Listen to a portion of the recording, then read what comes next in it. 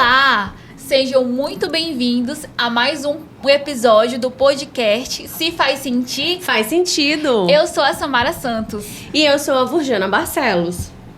Hoje nós temos um episódio muito especial e necessário, porque vamos falar sobre um tema que merece atenção, cuidado, acolhimento, né? O Setembro Amarelo. Esse mês, ele é um mês dedicado à conscientização sobre a prevenção ao suicídio e à valorização à vida. É um tema importantíssimo, né? É um tempo de lembrar que falar pode salvar, que escutar pode transformar e que cada vida importa e importa muito. E para essa conversa de hoje, nós temos a honra de receber o nosso grande e querido professor e coordenador do nosso curso de psicologia, Danilo Alabi. Isso. Correto, professor? Correto. A pronúncia do seu nome? Tudo bem. Danilo Alabi? Então, ele vai compartilhar com a gente suas reflexões e experiências e o caminho, né, para que possamos olhar para a saúde mental de forma mais humana e empática. Bom, vamos fazer uma breve contextualização sobre o Setembro Amarelo.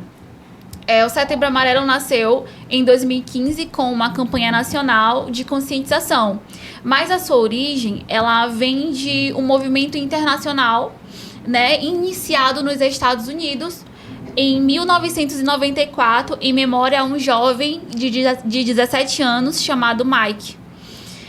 Desde então, a cor amarela se tornou um símbolo da prevenção ao suicídio e da valorização à vida. Sim, e essa campanha hoje ela acontece em vários países, né? E aqui no Brasil ela fica cada vez mais forte. Segundo a Organização Mundial da Saúde, a cada 40 segundos uma pessoa tira a própria vida no mundo. E também sabemos que essa informação de acolhimento e apoio é possível salvar vidas e oferecer novas perspectivas. E falar sobre o suicídio ainda é um tabu, mas o silêncio pode ser um grande inimigo para essa prevenção acontecer. Por isso, esse espaço é para nós refletirmos juntos, sem julgamentos. Lembrando que pedir ajuda é um ato de coragem e que ouvir alguém pode ser um grande gesto de amor. Então, mais uma vez, é com muito carinho que nós recebemos no nosso podcast o Danilo Alabi, né? Que vem compartilhar conosco esse tema tão necessário. Bom, como a Vurjana falou, ele é o nosso coordenador aqui do curso de psicologia, né, da nossa faculdade. Ele é doutor em psicologia clínica na PUC, em São Paulo, em 2018. Ele é mestre em educação, especialista em metodologia do ensino superior e graduado em psicologia. Atua como professor e coordenador da psicologia da Faculdade EduFó. Tem experiência nas áreas de psicologia em ênfase em psicanálise clínica. Foi conselheiro do Conselho Regional de Psicologia do Maranhão por 2 gestões. Atualmente é acadêmico do curso de medicina da Faculdade EduFó. Obrigado pelo convite, né? Eu sou o professor Danilo Alabi. Primeiro, indicar que esse histórico, essa contextualização que vocês fizeram foi muito boa, bem interessante. Alertar os nossos ouvintes, aqueles que estão assistindo o nosso programa, que nós vamos tratar aqui de alguns assuntos sensíveis, vamos falar de alguns comportamentos, de alguns pensamentos, e que se isso gerar, né, alguma identificação, se você não se sentir bem por esses temas que nós estamos abordando, é interessante sempre vocês pensarem em pedir ajuda. Esse podcast também vai deixar alguns contatos ou vai indicar, né, a necessidade de procurar profissionais que são especializados em saúde mental, mas também UBSs, pronto-socorros, hospitais, emergências fazem esse serviço também, é importante lembrar. E aí, para começar a contextualizar, eu acho que vocês tocaram muito bem no assunto da saúde mental, e eu acredito que a gente deveria começar com o conceito de saúde mental, da Organização Mundial de Saúde, que é um conceito um pouco difícil até para se dizer, para você atingir, porque ele fala de um bem-estar, né, ali psíquico, em relação a várias áreas da sua vida. né? Então, é a capacidade também que nós temos de nos recuperar cotidianamente do estresse que nós vamos sofrer. Então, é interessante que a Organização Mundial de Saúde já sabe que o nosso dia a dia pode ter fatores estressantes, mas quando nós conseguimos, no dia seguinte, acordar e querer fazer as nossas atividades apesar do estresse que vem aí, nós podemos dizer que temos uma saúde mental.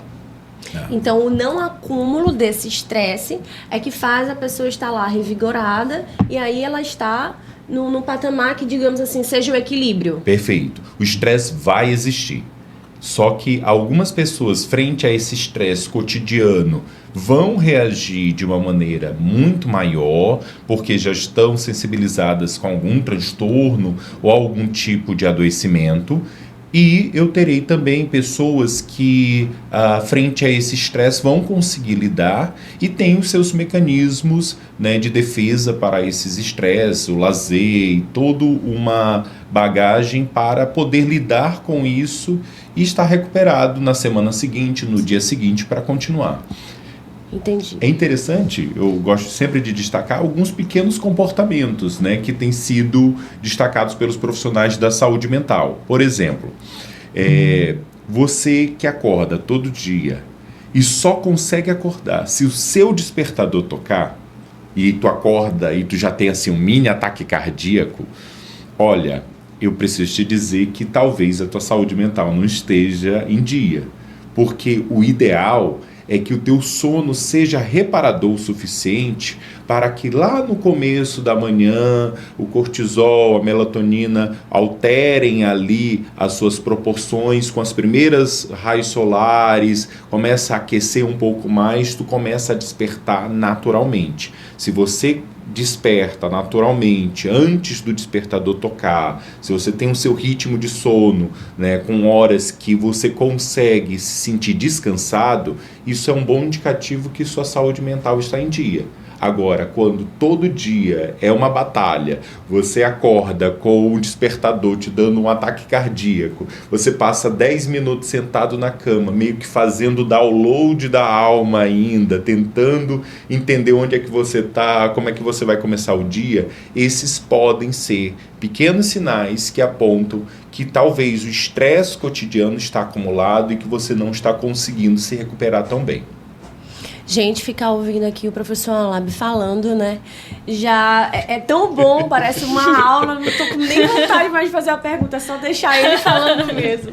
Mas então, vamos para algumas perguntas. E nós vamos aprofundar tudo isso que o senhor fez agora, do início do podcast, nós vamos aprofundar ao longo, né, do nosso podcast. Então, quais são os maiores desafios na luta contra o estigma em torno da saúde mental? Nós ainda temos, já melhorou bastante, mas nós ainda temos uma certa preocupação das pessoas em buscarem serviços de saúde mental. Reconhecerem que tem algum tipo de fragilidade, que precisam de ajudas para modificar algum comportamento, pensamento ou sentimento, buscar o profissional da psicologia, da psiquiatria ou outros profissionais da saúde, tem enfermeiros, médicos em gerais, que têm conhecimento sobre saúde mental e que podem efetivamente, né, dar o encaminhamento ou fazer algumas intervenções. Ainda nós temos isso.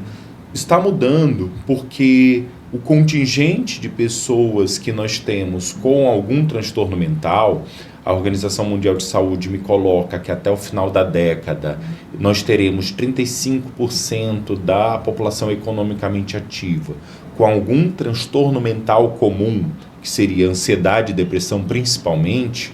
Então, tem sugerido mudanças na sociedade ao se ver a questão dos transtornos mentais e o cuidado com saúde mental. Então, cada vez mais empresas, aí eu tenho a NR1 e outras normas que indicam a necessidade de cuidar da saúde mental, cada vez mais empresas, a própria sociedade tem visto que há um fenômeno crescente e que ele precisa ser olhado, ele precisa ser trabalhado. Então, depois de ouvir você explicando sobre isso, mas eu queria te trazer a seguinte pergunta. Há uma contradição nisso, né? porque as empresas fazem com que eu tente ser, eu tenho, na verdade, não é tente ser, não. Eu preciso ser a melhor profissional, cheias de demandas e exigências. Mas a OMS traz essa situação. Então, há uma contradição aí, né, professor? Sim, inclusive é uma grande preocupação da Organização Mundial de Saúde, né, porque o mundo do trabalho não parou e sempre exigiu e sempre colocou exigências muito acima, né, e que não pensam, né, não se liga com a questão da saúde mental, né? Por exemplo, você tinha décadas atrás jornadas de trabalho muito grandes, de 16 horas, até as regulamentações das leis trabalhistas. Atualmente, você já tem uma jornada de trabalho que ainda não é ideal, que ainda deixa pouco tempo, principalmente para trabalhadores de comércio, para ter esse descanso. E, além disso, a exigência que você coloca de eu preciso sempre melhorar, eu preciso sempre estudar mais, ter mais cursos, fazer um monte de coisas, né? Fica parecendo sempre que o horário que eu estou descansando tem alguém estudando, fazendo um curso, trabalhando e eu estou ficando para trás. Essa exigência que é muito comum a gente ouvir, né, no consultório, essas exigências que o mundo do trabalho faz, eles impactam muito fortemente na saúde mental. Não é à toa que nós temos esses dados que eles são epidemiológicos. O que a OMS está tentando fazer? Dizendo, ei, empresas, vamos botar um pé no freio, ei, sociedade, vamos pensar um pouquinho mais a questão da saúde mental em pequenas coisas e também em grandes processos. Daí a pressão para que sejam aprovadas leis, para que sejam feitas mudanças nas horas de trabalho, na formação, uma formação mais humanista, voltada para a questão da saúde mental. Então, o bom de um problema tão complexo como esse é que a gente também tem muitas frentes de atuação que a gente pode fazer.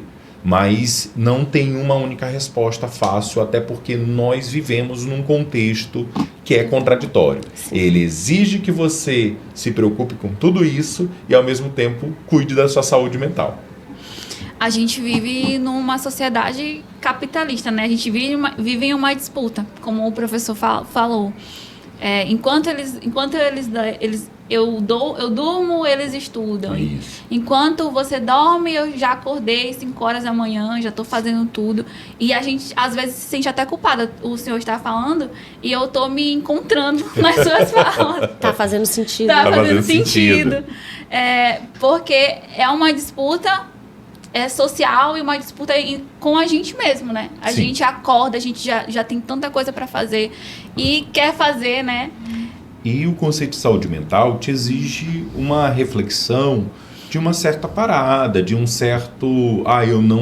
eu tenho o meu ritmo. Eu não consigo, por exemplo, eu vejo no Instagram aquelas vidas que a gente não sabe se são de verdades, a pessoa acordando 4:30 da manhã para correr, porque correr faz bem, mas ao mesmo tempo é uma profissional super competente, que não fica só 8 horas no serviço, fica 10, fica 12, né? Ainda faz um curso, ainda faz 1 milhão de coisas, e você fica calculando aqui quantas horas tem no dia dessa pessoa e quanto tempo essa pessoa dorme.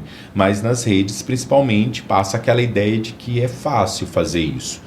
E isso tem contribuído também. Nós temos estudos sobre a pressão que as redes sociais trazem na vida das pessoas, no sentido de que elas fazem essa cobrança, essa autocobrança de eu não estou conseguindo acompanhar esse ritmo. E aí a grande questão é que o ritmo ele é diferente para cada um. Só que a sociedade, na contradição, ela continua cobrando. Eu li uma pesquisa sobre isso, das redes sociais, que fala que você só precisa de 5 minutos para entrar no Instagram e já ficar depressivo. Com essas comparações, né? Isso. Porque a gente se compara muito, a gente vê o modelo da vida das pessoas, que é aquilo ali também, e a gente, de fato, também não sabe qual que é a realidade de cada um. Isso. A mentira que é contada atrás das câmeras, né? E é difícil fazer essa reflexão, é cada vez mais difícil, mas a saúde mental exige isso. Agora, interessante, eu gostaria de destacar um ponto, que assim, o dado que eu trouxe sobre até 35% de pessoas, né, em idade economicamente ativa terem aí até o final da década algum transtorno mental, isso não invalida a possibilidade deles terem saúde mental. É uma coisa bem estranha, até novo essa discussão, porque eu posso ter alguém que faz o tratamento, por exemplo, em relação a uma ansiedade ou uma depressão, que reconhecidamente tem uma CID, né, que tem um transtorno mental, mas ele está fazendo o tratamento, ele já organizou algumas questões na sua vida a partir da psicologia, ele já lida melhor com a questão do estresse, e mesmo tendo o diagnóstico, e esse diagnóstico não some, né, eu posso dizer que ele vai ter períodos onde a sua saúde mental está adequada. Tá? Então, o diagnóstico de um transtorno mental não é uma sentença de morte. Não é que se diga que aquele indivíduo ele nunca vai ser normal ou ter uma saúde mental. Ele terá. Só que nós consideramos, por exemplo, quem tem algum tipo de transtorno de humor, como a questão da depressão, num caso desse indivíduo, mesmo medicado, mesmo fazendo terapia, ele passar por uma situação onde o estresse for contínuo, está vivendo uma situação muito difícil na vida dele, nesse momento agora, por exemplo, ele pode ter reflexo, ele se deprime mais, ao invés de ficar apenas triste, ele cai mais na linha do humor, ele se deprime mais do que uma pessoa que não tem um transtorno. E aí, às vezes, nem a medicação segura, nem o tratamento seguro, ele precisa ser reavaliado, mudar de medicação, mudar de forma de tratamento. Então, não é uma blindagem também, né? Quando você diz, eu já cuidei da minha saúde mental, eu já fui no psicólogo, eu já fui no psiquiatra, né?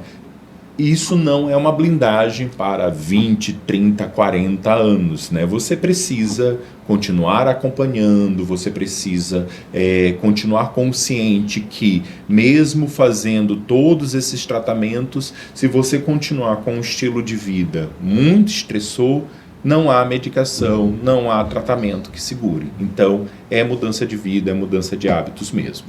Professor, linkando com tudo que nós já falamos até agora, o ambiente acadêmico ele pode ser um espaço de muito crescimento, mas também de pressão e ansiedade. Como a faculdade pode se tornar um lugar mais acolhedor para estudantes que enfrentam dificuldades emocionais? Eu destaco para vocês que eu acredito que dos últimos 10 anos para cá, eu já acompanho o ensino superior já faz um tempo, nós temos agora uma preocupação muito maior com esses alunos, com o próprio ambiente acadêmico.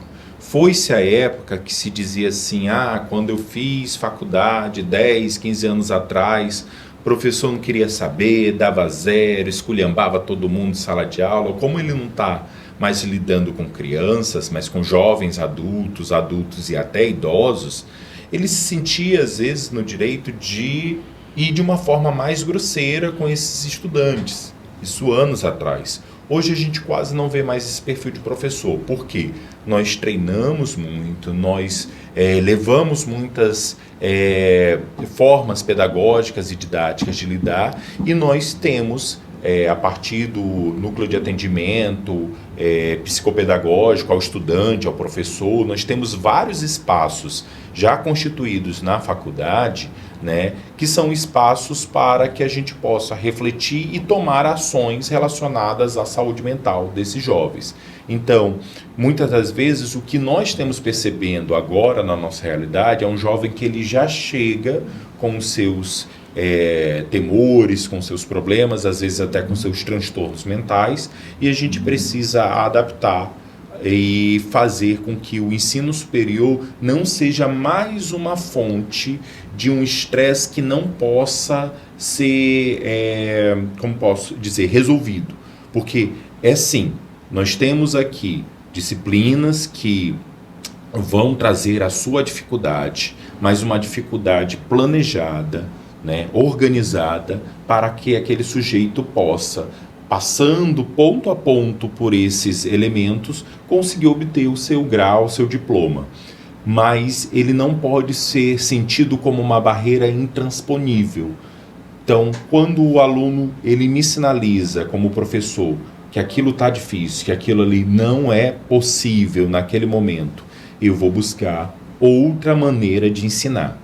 Quando o professor não consegue fazer isso, eu consigo, via NDE, que é o Núcleo Docente Estruturante, ou o próprio NAP, fazer um acompanhamento para que ele possa ter todas as competências para conseguir superar aquela barreira.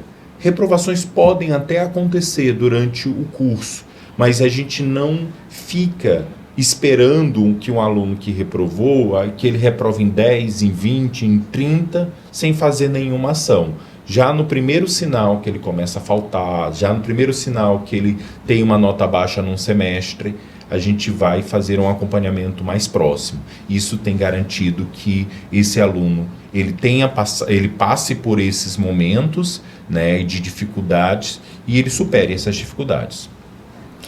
O que os próprios colegas de turma podem fazer para acolher um amigo em sofrimento sem invadir, mas também sem se omitir?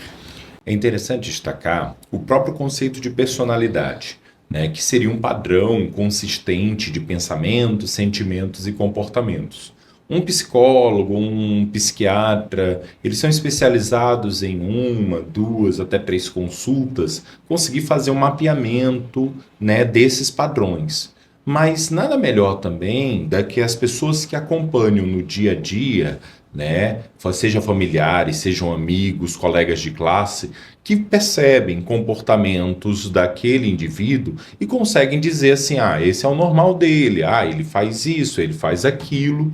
E quando percebem alguma alteração nesse padrão, que seja negativa, que demonstre sofrimento, tristeza e tudo mais, a primeira questão, a possibilidade da própria escuta, né, de fazer esse acolhimento, de chegar e perguntar o que está acontecendo, ou se você não se sentir, né, capacitado para isso, tiver as suas questões também, estiver passando pelo momento de fragilidade, acionar tanto o professor, que geralmente é o primeiro que está ali na ponta e que vai poder fazer a primeira atuação. Nós temos os setores também do NAP aqui, que é o Núcleo de Atendimento Psicopedagógico, nós temos também a própria coordenação e temos o serviço escola de psicologia e em breve teremos serviços específicos e integrados de todas as áreas da saúde.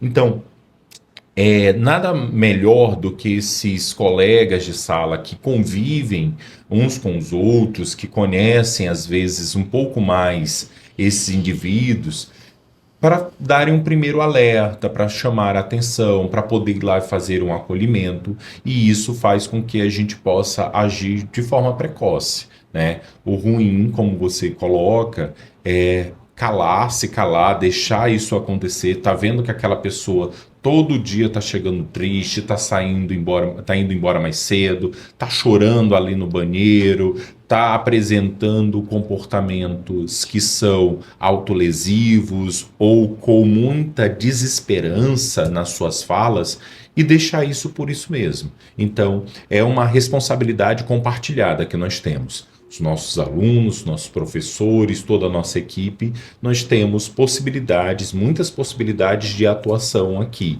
Mas às vezes, pelo nosso trabalho do dia a dia, como o nosso principal serviço é a educação, às vezes a gente não consegue ficar mapeando como é que está cada um. Mas, uma vez dado esses alertas, nós temos, sim, dentro da instituição, mecanismos e dispositivos para poder lidar.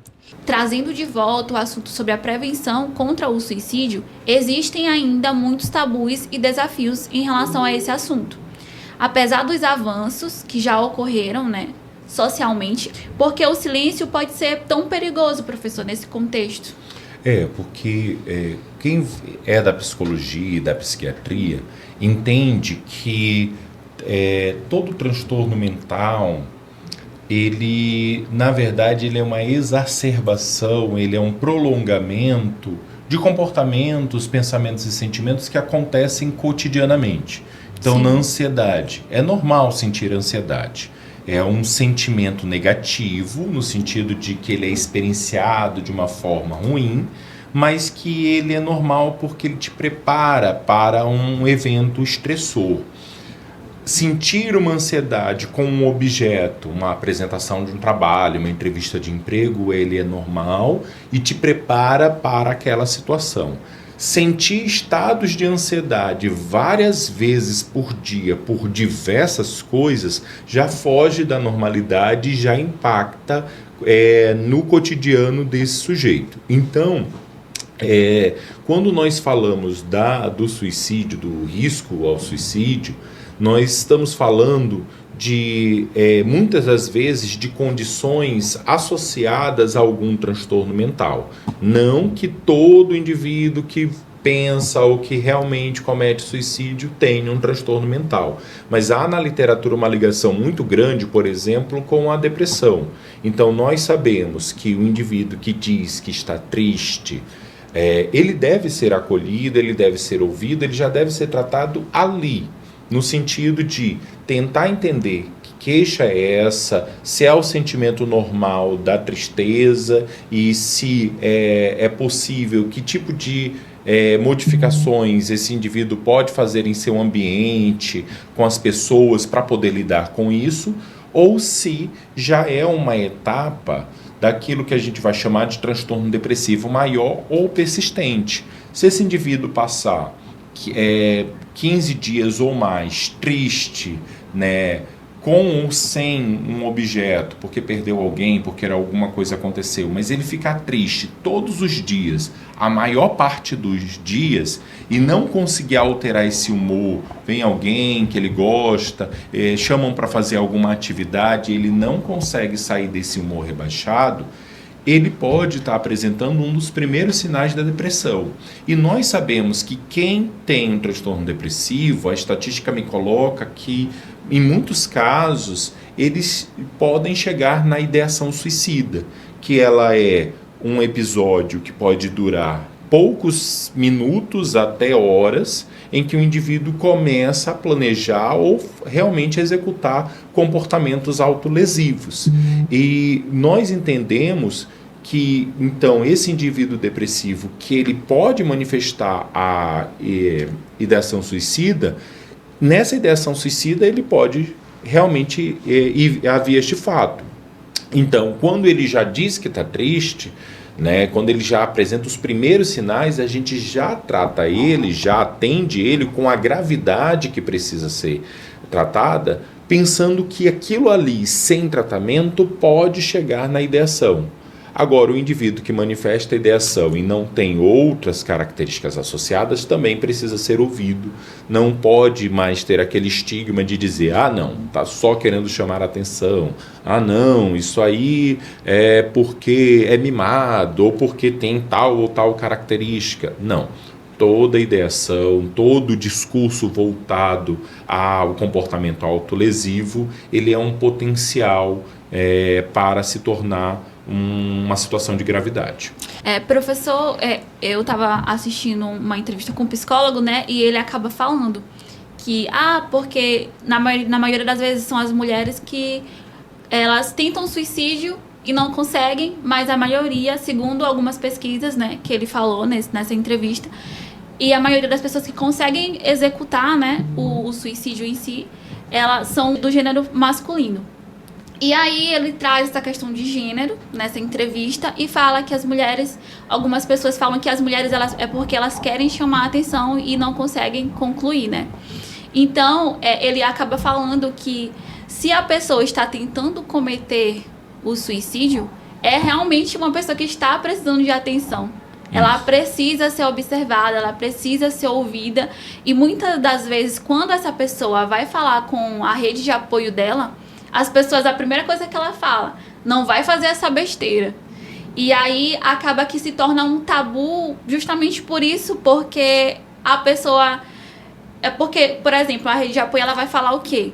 Ah, olha, você é uma pessoa bonita, você é uma pessoa estudada, você tem grandes oportunidades. Você não vai fazer uma besteira dessa, pelo amor de Deus. Você não tem motivos, Não tem né? motivos pra isso. Só Minimizando, que, muitas minimizando. vezes. Só que acaba que a pessoa, o que ela pode pensar?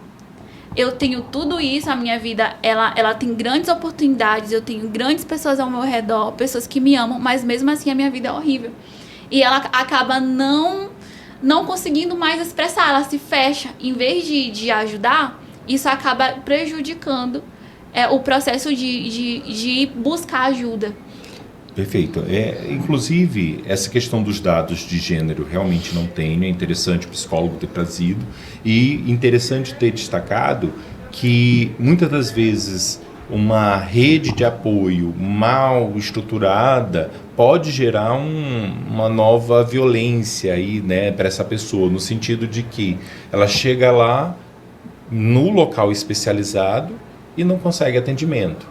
Lembrando que hoje, por exemplo, uma pessoa em crise, né, na ideação suicida ou que realmente tentou o suicídio, até as UPAs, as emergências, elas fazem o protocolo, elas têm um protocolo para atendimento. Existem também canais como o CVV, né, que são muito importantes, que ajudam muito quando o indivíduo está na ideação suicida, às vezes de madrugada, qualquer horário, ele pode ligar, ele vai encontrar alguém especializado para conversar com ele, sabendo que essa ideação dura minutos ou até hora, para continuar conversando, para retirar a questão da desesperança, mas sem minimizar o sofrimento do outro, invalidando que, não, tua vida é boa, tu não precisa sentir isso. Mas ele está sentindo. E eu preciso entender o que ele está sentindo, como é que ele está conectando, como é que ele está reagindo e acolher, e não julgar. E quando você faz esse movimento de dizer, nossa, mas a tua vida é tão boa, não precisa ficar pensando assim. De fato, você acaba minimizando a dor do outro e você não se conecta com a pessoa. Isso. Porque aquilo que ela está sentindo, aquilo que ela está pensando, ela sente que ela não consegue compartilhar, né, de maneira assertiva, e aí nada vai valer a pena, se fecha completamente. E, professor, ela estava comentando sobre a questão dos pensamentos, né? E já foi falado também. A depressão, a grosso modo falando, ela pode ser configurada como uma tristeza profunda. Pode ter motivo e pode também não ter motivo nenhum para essa tristeza. A depressão, um dos sinais, o sinal clássico dela é o entristecimento. E aí eu vou ter uma classificação diferente. Se esse entristecimento está ocorrendo por pelo menos 15 dias, ou se ele já ocorre há mais de 2 anos. Aí eu tenho classificações diferentes. Mas o que acontece? Começa no entristecimento. Esse entristecimento, por ele ser persistente, o indivíduo começa a ter outros sinais e sintomas, como a insônia, perda de memória, perda de apetite, e aí ele começa a manifestar outros sinais que, quando ele toca, se eu não me engano, 5 ou 6 sinais que estão descritos lá no Manual de Diagnóstico e Estatística dos Transtornos Mentais, eu posso classificá-lo oficialmente como um transtorno depressivo. Mas se ele só me apresenta um sinal, que é o entristecimento, eu já vou atendê-lo, né, pensando que isso pode se agravar e se tornar o transtorno depressivo. É como se a depressão estivesse em curso nesse ponto. E ela precisa também de atendimento. Não é porque tu olhou no Google, ou olhou no Instagram, ou em qualquer outra rede social, que os sinais da depressão são tantos e tu só manifesta um, que tu não tem a necessidade, se você quiser, de fazer esse atendimento, né, de buscar esse atendimento. Já é importante trabalhar nesses primeiros sinais. Tem muito mais estratégias, tem muito mais alcance quando a gente trabalha nesses primeiros sinais. Quando o indivíduo, às vezes, espera demais e complica a situação, quando ele vai buscar, às vezes ele já está no quadro depressivo, e aí eu tenho outra forma de intervenção, que não vai retirar ele da depressão totalmente, mas vai ensinar ele um controle disso. Pela psiquiatria ele pode entrar, por exemplo, com medicações, na psicoterapia ou no aconselhamento ele vai trabalhar com algumas estratégias de mudança de comportamento, pensamentos e sentimentos, e ele vai conseguir lidar com aquele transtorno. Certo. Você estava falando e eu estava lembrando de uma das cadeiras que nós já fizemos de processos psicológicos básicos, né? Então, o pensamento, ele está diretamente ligado a essa questão. Porque se eu não nutro, penso eu, né? Se tiver errado, o senhor me corrige. Mas eu fiz essa cadeira e eu acho que deu tudo certo nisso. Então, quando você não nutre seus pensamentos, por que o pensamento é importante? Você nutrir os pensamentos bons. Porque quando você não nutre seus pensamentos bons, você acaba ficando sem motivação, sem esperança na vida, e aí isso vai te causando uma tristeza, e aí tu, em algum momento, tu tem motivos pra estar triste, mas em outros momentos tu não tem motivo nenhum, e mesmo assim tu fica, então tu nunca tá ali como se fosse um jardim, tu nunca tá ali regando os teus pensamentos bons, e aí acaba que fica triste. Por isso eu lhe perguntei sobre essa questão da tristeza profunda, com e sem motivo, né? Professor, lembrando também que a depressão, ela tem aspectos sociais, mas também tem aspectos neuroquímicos, né? Sim, então, é muito importante entender isso até para buscar ajuda. A gente tem no próprio manual uma questão genética relacionada a se eu tenho pais ou parentes próximos, aumenta a chance. Mas a gente trabalha muito com o princípio da epigenética, né? De que eu posso ter os marcadores, mas eu posso não desenvolver. Né? Isso se o ambiente for um ambiente regular, né? Um ambiente que cuida da saúde mental. E mesmo o indivíduo que não tem um marcador próximo, não tem um parente, um pai, uma mãe com depressão, ele pode desenvolver dadas questões ambientais. Sim. E aí a gravidade. Quando ele começa a sentir um entristecimento, isso não está acontecendo apenas na via psicológica, ele está alterando circuitos neuroquímicos. Sim. Ele está tendo ali, por conta daquele mesmo sentimento se instalando de uma forma persistente, ele vai perder receptores, né, da serotonina, ele vai ter uma menor disponibilidade desse neurotransmissor e vai chegar a um ponto que a química dele vai mudar, que o organismo dele vai mudar. Então a resposta que muitas das vezes a farmacologia busca, que é trazer uma suplementação desses neurotransmissores ou trabalhar num circuito ali de onde pode utilizar algum fármaco para que ele possa gerar um sentimento parecido, ele é interessante para poder regular o que está acontecendo também de forma interna. Sim. E aí, tu falaste da questão do pensamento, você sabe, na psicologia a gente tem diversas linhas, né? E o legal que, num caso como esse, todas as abordagens científicas da psicologia, elas estão preparadas para lidar com os indivíduos em ideação suicida, em depressão, em vários contextos.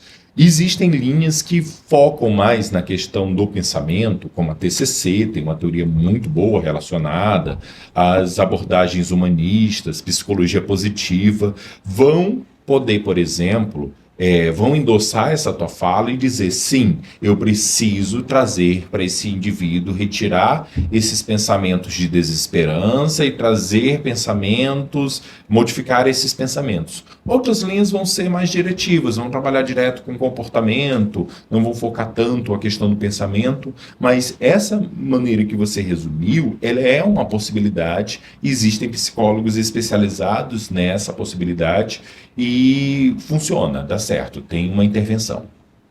Sim, professor, existe alguma prática, hábito ou prática para rede de apoio que você considera essencial para a promoção da vida? Olha, eu sempre indico, né, que a questão de saúde mental, como ela tem vários elementos, ela envolve o lazer, ela envolve a saúde física também, ela envolve ter um bom trabalho, ter um bom emprego, são muitos focos, né? Então, quando nós pensamos na saúde mental de uma maneira tão geral assim, nós temos diversos pontos em que podemos fazer intervenções. E é por isso que todo projeto, toda intervenção que busca melhorar o ambiente de trabalho, de ensino, para que ele se torne mais leve, para que ele permita os sujeitos poderem se conectar com o que está sendo trabalhado ali, ele é muito melhor do que as abordagens mais tradicionais de educação ou os modelos de trabalho mais engessados, onde você tem que cumprir um determinado horário, tem que fazer determinadas tarefas, não importa se você está se sentindo bem ou não. Então, isso é uma questão que ajuda muito a gente pensar a saúde mental, que nem sempre o nosso ritmo, o ritmo de todos que estão numa sala de aula, ou de todos que estão no trabalho, é o mesmo ritmo. E aí, tudo bem, eu vou ter, por exemplo, dias que eu estou trabalhando, que eu não quero conversar muito com os outros, mas eu vou lá e vou fazer meu trabalho. Tem um dia que eu estou mais expansivo, que eu gosto de conversar, falar com todo mundo, né, de socializar um pouco mais. Então, entender que o nosso comportamento, ele também varia dentro desse aspecto, né, não é uma grande variação, mas ele varia diariamente conforme o momento que nós estamos passando, é essencial para que a gente possa respeitar os nossos limites também.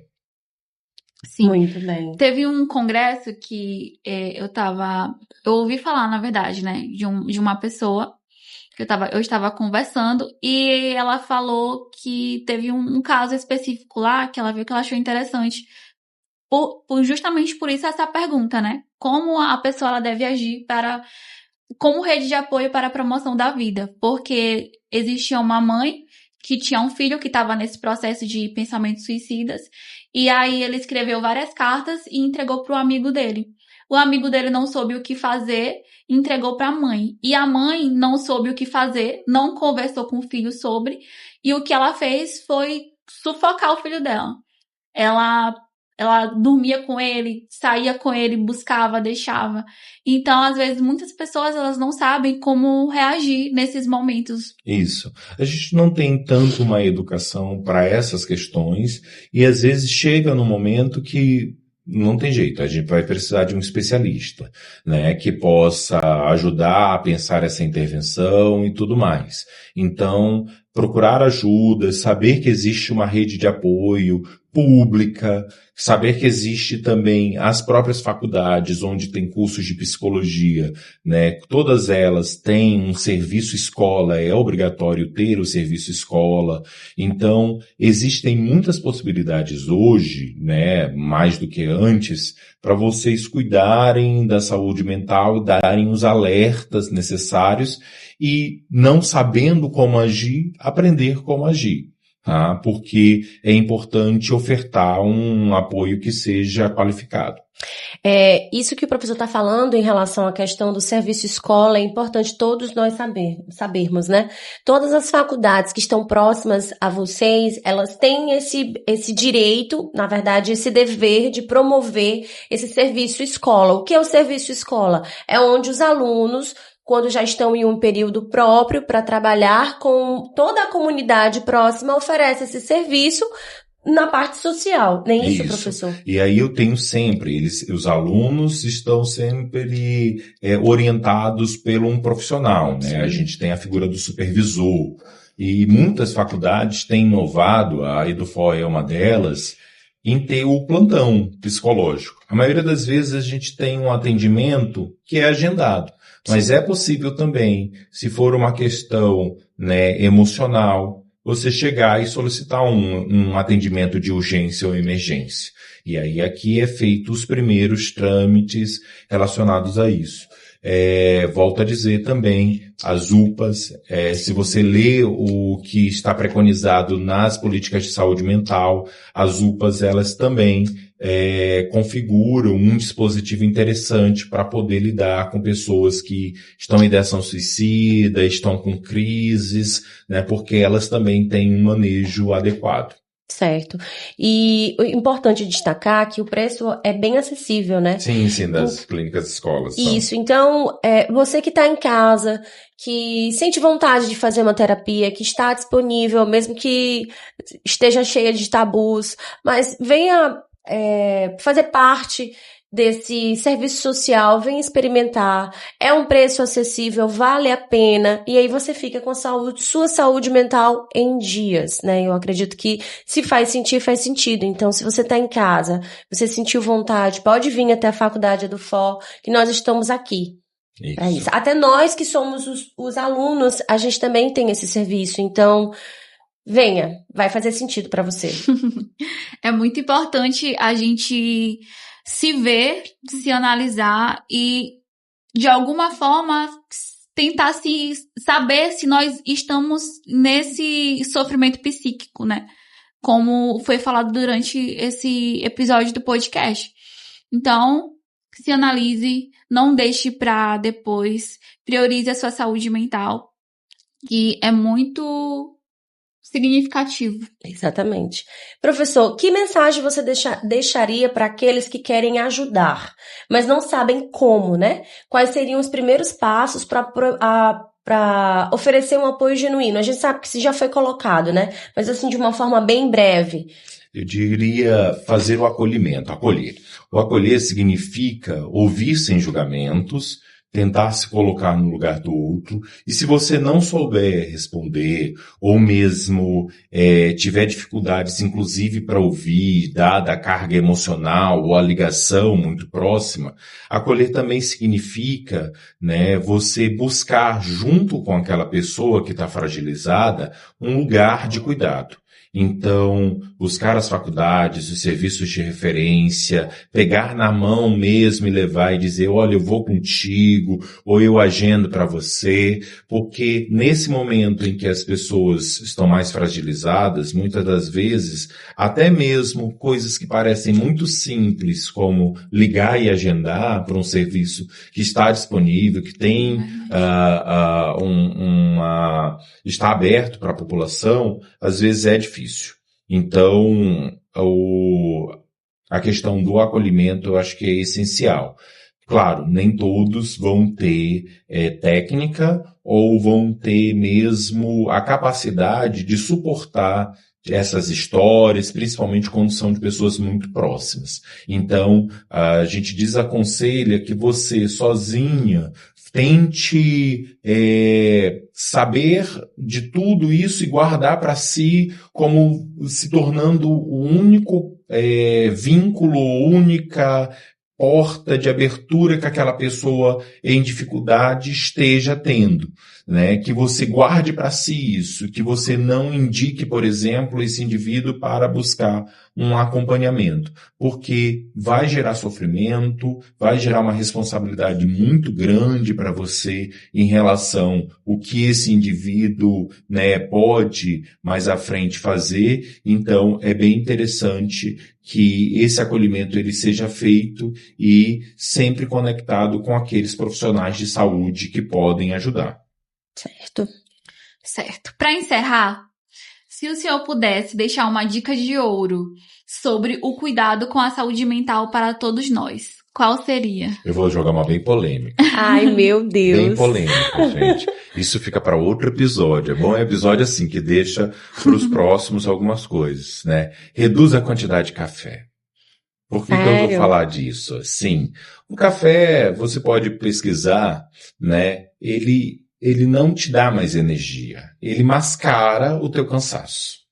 Então, quem faz um consumo abusivo, quem toma café depois das 3 da tarde, pode estar mascarando alguns sinais de cansaço que já daria um indicativo que, olha, eu tenho que dar uma freada, eu tenho que reduzir um pouco. E aí você vai com esse tipo de substância, né, acumulando, né, um cansaço, porque quando o efeito do café passa, ele vem, né, todo o cansaço, e você acaba mascarando uma situação estressora, muitas das vezes, que você está vivenciando, né, e demora a buscar um cuidado, tá? Então, o de café, que é uma coisa muito popular, mas ao mesmo tempo posso falar de analgésicos ou outros medicamentos, essa automedicação, aquele remedinho que alguém te passou e não um médico para você dormir, que tu tá tendo que aumentar a dose porque não tá dando certo, mas tudo isso são sinais em que você está passando do limite, que você está, né, de certa forma, né, tentando suplementar porque a carga já está pesada demais. Então, vale a pena, talvez um dia fazer um episódio sobre café, porque eu vejo, principalmente professores e alunos, né, fazendo um uso muito abusivo. E lembrar, não existe um transtorno ainda por uso abusivo de café, mas existe já uma síndrome de abstinência relatada no próprio DSM. Então, o café é uma das substâncias que talvez nos próximos anos entre com um alerta ali perto do álcool e de outras drogas que podem estar mascarando alguns sinais e sintomas de transtornos mentais. Queremos agradecer de coração ao professor Danilo Alabi, coordenador do curso de Psicologia da EduFor, por dividir conosco seu conhecimento riquíssimo e suas reflexões sobre o Setembro Amarelo. Falar sobre saúde mental é falar sobre a vida, que cada um de nós possa levar essa mensagem adiante, lembrando que não precisamos enfrentar nada sozinhos. Sim, e se você que está nos ouvindo está passando por um momento difícil, lembre-se, existe ajuda disponível. No Brasil, você pode ligar gratuitamente para 188 e falar com o CVV, Centro de Valorização da Vida. Sempre há alguém disposto a escutar. E esse foi mais um episódio do podcast Se Faz Sentir. Faz sentido.